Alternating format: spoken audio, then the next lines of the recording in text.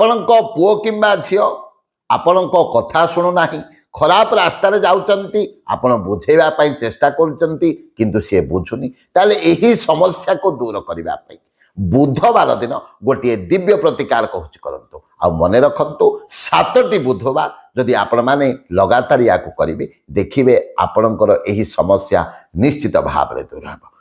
ବୁଧବାର ଦିନ ସକାଳେ ଗୋଟିଏ କାଚ ପାତ୍ରରେ କିଛି କ୍ଷୀର ନେବେ ଏବଂ ସେଥିରେ 11ଟି ଦୁବକୁ ବୁଡ଼େଇ ନେଇଯାଇ ଶଙ୍କର ଭଗବାନଙ୍କୁ ଦୁବ ଅର୍ପଣ କରିବେ ଏବଂ ତତ୍ପରେ କ୍ଷୀର ଅର୍ପଣ କରିବେ। ଅର୍ପଣ କରିସାରିବା ପରେ ସେହି କାଚ ପାତ୍ରରେ କିଛି କ୍ଷୀର ନେଇ ଆସି ପ୍ରସାଦ ରୂପରେ ଆପଣଙ୍କର ପୁଅ କିମ୍ବା ଝିଅ ଯିଏ ଅସତ୍ ରାସ୍ତାରେ ଯାଉଛି ତାକୁ ଖାଇବାକୁ ଦିଅନ୍ତୁ, ତାକୁ ପିଇବାକୁ ଦିଅନ୍ତୁ, କୌଣସି ଖାଦ୍ୟରେ ମିଶାଇ ବି ଦେଇ ଦିଅନ୍ତୁ। ଦେଖିବେ ଲଗାତାର ଏଭଳି ଯଦି 7ଟି ବୁଧବାର କରିବେ ଆପଣଙ୍କର ଏହି ସମସ୍ୟା ସବୁଦିନ ପାଇଁ ଦୂର ହେବ। ଶଙ୍କର ଭଗବାନଙ୍କର କୃପା ନିଶ୍ଚିତ ଭାବରେ ବର୍ଷଣ ହେବ।